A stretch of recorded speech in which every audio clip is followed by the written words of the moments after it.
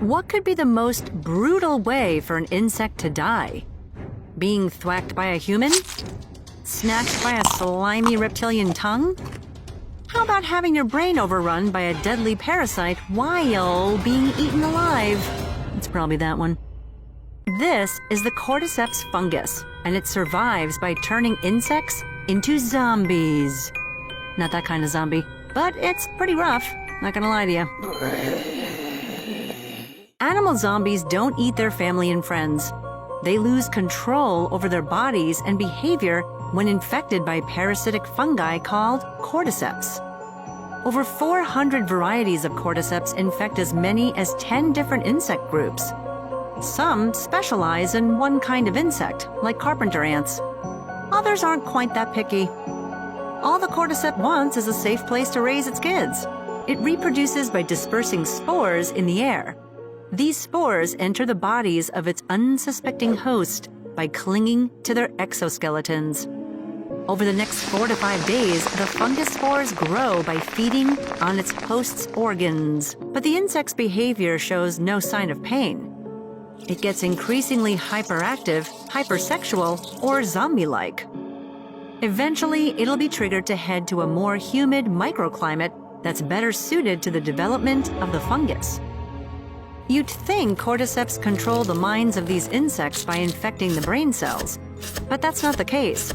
Instead, the spores hack the nervous system using bioactive compounds. This allows it to release dopamine to reward specific behaviors. Other cordyceps spores work by altering an insect's DNA. This doesn't sound like an alien invasion, I don't know what does. An infected ant feels compelled to climb a high branch and bite into a leaf or stem with all its strength. The growing fungus spores eat up the last of the ant's internal organs as it stays in place, anchored by its bite. This vantage point offers optimum light and humidity for the cordyceps to mature over the next 3 weeks. The ant eventually dies, and the fungus blooms out of its head. Guess I know what I'm going to be for next Halloween. Cordyceps fungus. It's now ready to disperse more spores that latch onto other ants passing by. The cordyceps fungus can easily wipe out entire ant colonies. But many ants can be seen licking the spores off themselves. They know what the fungus is capable of. They also drive infected members of the colony away to protect the majority. Body snatching is not all that uncommon in the animal kingdom.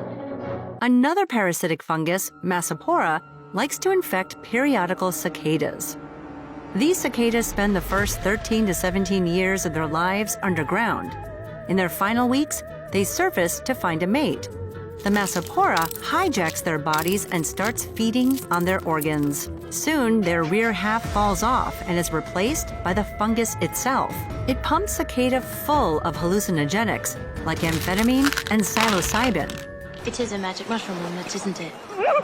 Yep, that's the same stuff found in magic mushrooms. We'll never know how many double rainbows the now frisky and energetic cicada sees, but we do know that the chemicals help repress the pain. As it flies around behaving badly, spores rain out of its rear end, infecting more cicadas. Sure enough, some people have thought of eating these cicadas. That is a terrible idea.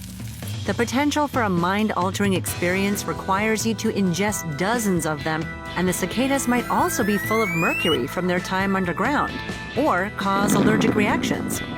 The only trip on offer here is one to the hospital. Freaking out there. On the other hand, eating cordyceps might improve the health of your kidneys and immune system. Ironic. Their use is common in Chinese medicine, and you can even buy them as supplements.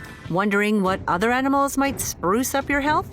We have that covered in another episode of Crazy Creatures.